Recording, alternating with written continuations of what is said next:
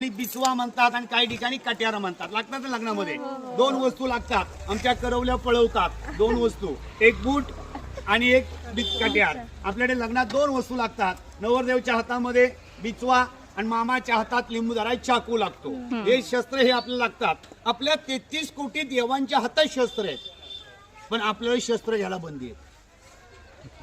ऐका ना, आपल्याच बंदी का नाही. मग अफजल खानचा बिचवा आहे, त्या पद्धतीने चिरडो बनवायचा, त्या पद्धतीने चिलखत बनवायचं. अफजल खानचा अंगर काय, त्या पद्धतीने वाघ नका बनवायची, त्या पद्धतीने आपला बिचवा बनवायचा. म्हणजे हे सगळं नियोजन होतं. आपण अफजल खानच्या कुठे लागलं पाहिजे, इथे लागता कामा नाही. तर इथे ताकद जास्त घावते. अफजल खानच्या आपण इथे लागलं पाहिजे. इथे ताकद कमी घावते बघा. इथे अफजल खान आपला आवळू शकत नाही, कारण इथे ताकद कमी घावते. तुम्ही बघा बाळांनो, इथे दाबून बघा, इथे ताकद जास्त आहे का नाही, आहे का जास्त ताकद. आणि इथे बघा ताकद घावते का नाही घावत. म्हणजे अफजल खान बिचवा आवळू शकत नाही. अफजल खानचा अंगर काय, म्हणजे हे सगळं नियोजन होतं. अफजल खान निघताना 100 हत्ती. आता त्याला पहिला अपशिकून झाला, त्याचा झेंड्याचा हत्ती मरण पावला. तो मरण नव्हता पावला, माझ्या बहेरजीने हत्ती मारला होता.